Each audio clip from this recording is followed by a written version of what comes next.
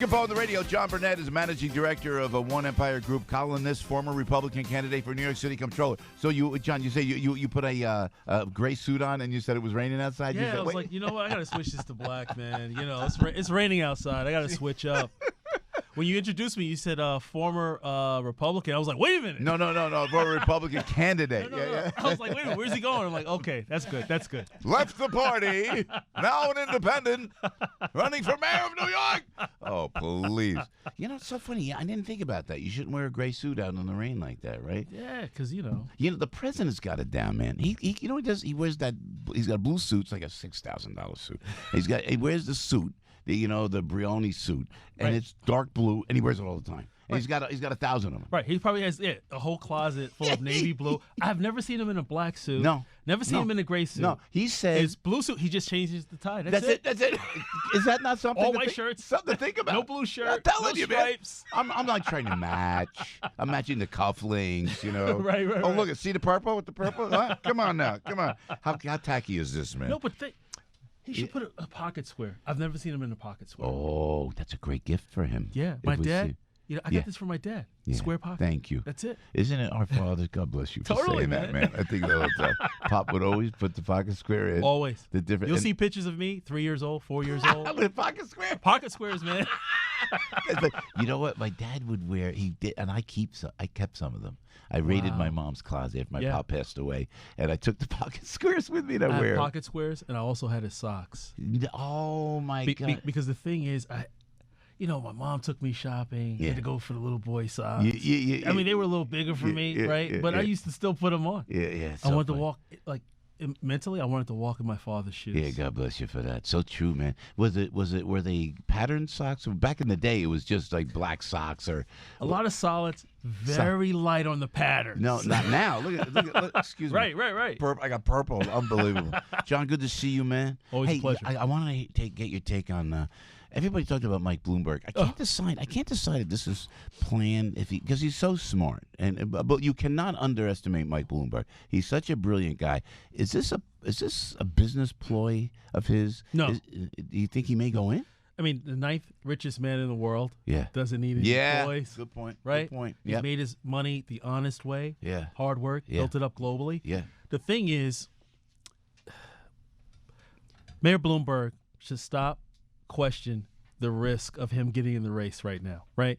When you look at it, he had a pact with what's his name? Oh gosh, I forget him already. So did all the Democrats with Biden. You know, if he starts slipping in the polls, if his fundraising starts to decline, that he would get in the race. And he's keeping his word. No, he didn't say this to Biden. You think the two of them together? There were some reports that, they had a conversation early on. Wow. Because remember, President Obama didn't want Biden to run. A lot of people didn't want him to run. But he got in anyway. So here's the thing. He's coming with baggage. Charles Blow for the New York Times has said, you know what? In essence, no black person across this nation should vote for Bloomberg. Without the black vote, in the general, but definitely in the primary, there's no way you can win. Yeah. And they haven't left Biden to this point. So what lane is Bloomberg going to go down? It's going to be a battle for the urban vote nationally.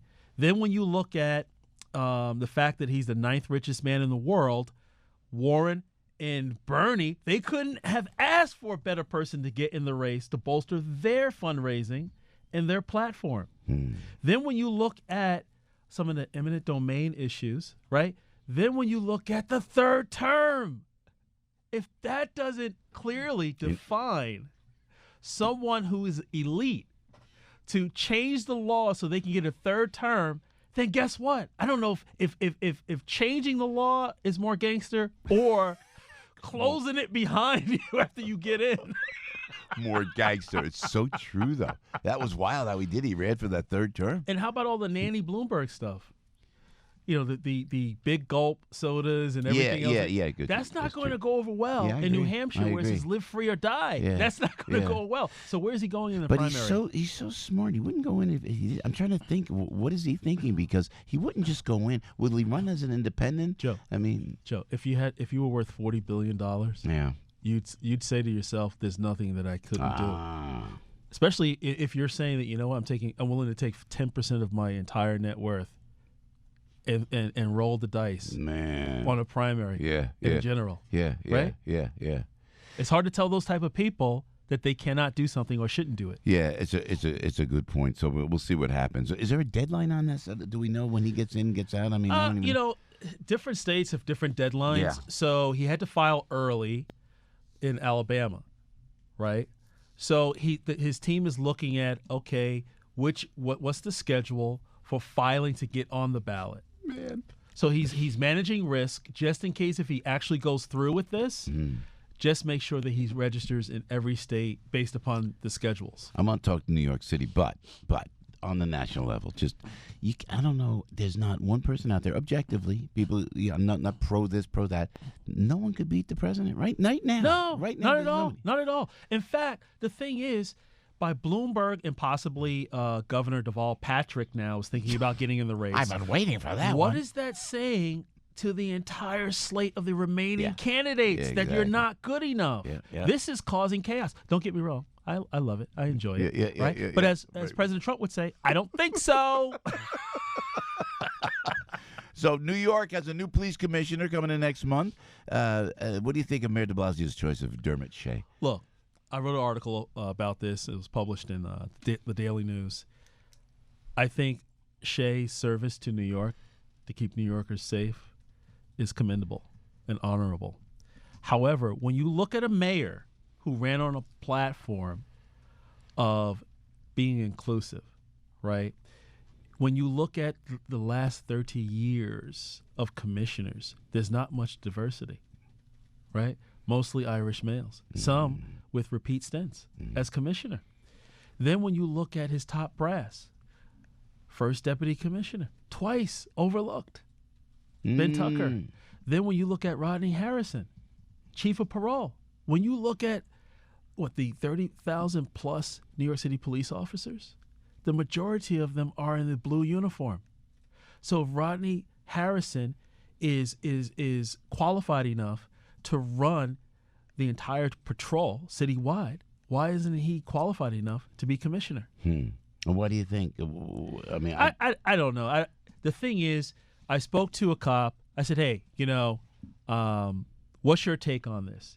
And he said, look, of course he asked to be anonymous, but he said, look, this is the thing.